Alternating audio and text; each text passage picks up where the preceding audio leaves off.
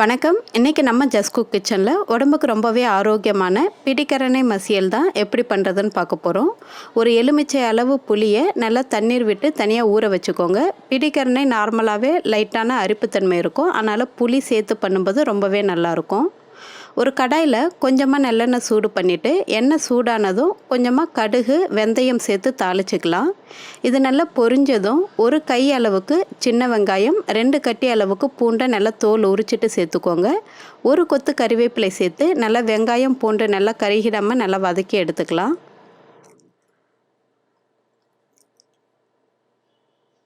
நான் இன்றைக்கி ஒரு 3 பிடிக்கரணை கிழங்கை நல்லா வேக வச்சுட்டு தோல் உரித்து எடுத்துருக்கேன். இந்த மாதிரி வேக வச்ச கிழங்கை நல்லா கையாலே மசிச்சு விட்டுக்கோங்க.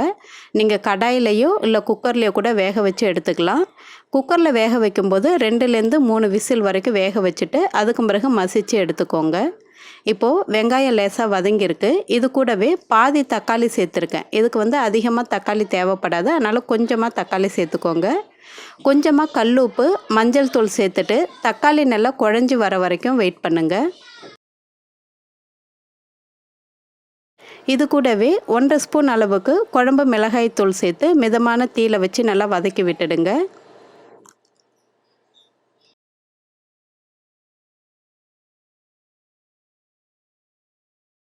இப்போது மிளகாய்த்தூள் நல்லாவே வதங்கியிருக்கு. இது கூடவே நம்ம ஊற வச்சுருக்கிற புளியை நல்லா கரைச்சிட்டு இது கூடவே சேர்த்துடலாம். தேவையான அளவு தண்ணீர் உப்பு சேர்த்து இந்த புளி மிளகாய்த்தூள் இதோடைய பச்சை வாசனை போகிற வரைக்கும் நல்லா கொதிக்க வைக்க போகிறோம். ரொம்ப அதிகமாக தண்ணி சேர்க்க வேண்டாம், ஒரு 2 டம்ளர் அளவுக்கு சேர்த்தாலே போதும். இப்போது இந்த கிரேவி நல்லா கொஞ்சம் திக்காக வரணும், ரொம்ப தண்ணியாக இருக்கக்கூடாது. நம்ம மசியல் தான் பண்ணுறோம், அதனால் ரொம்ப தண்ணியாக இருக்கக்கூடாது.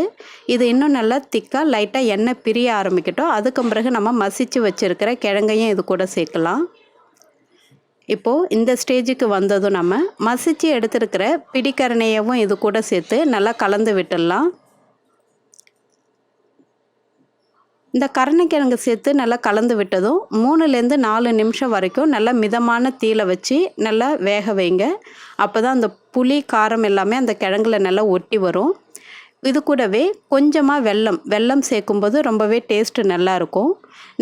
நீங்கள் பிடிக்கரணை வாங்கும்போது கிழங்கு நல்லா ஃப்ரெஷ்ஷாக இருக்குது, நல்லா புது கிழங்காக இருக்குது அப்படின்னா ஒரு 10 நாள் 1 வாரம் பொறுத்து சமைக்கலாம். அப்போ தான் அரிப்புத்தன்மை தெரியாமல் இருக்கும். பிடிக்கரணையில் நார்மலாகவே நல்ல அரிப்புத்தன்மை தெரியும்.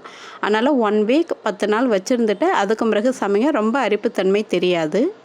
இப்போது நம்ம கடைசியாக கொஞ்சமாக ஃப்ரெஷ்ஷாக அரிஞ்சு எடுத்துருக்கிற கொத்தமல்லி இலைகளையும் சேர்த்து நல்லா கலந்து விட்டுடலாம். இந்த பிடிக்கரணை மசியல் சாதத்தோடு வச்சு சாப்பிடும்போது ரொம்பவே டேஸ்டியாக நல்லாயிருக்கும். நீங்களும் உங்கள் வீட்டில் ட்ரை பண்ணி பார்த்துட்டு எப்படி இருந்துச்சுன்னு சொல்லுங்கள். நன்றி, வணக்கம்.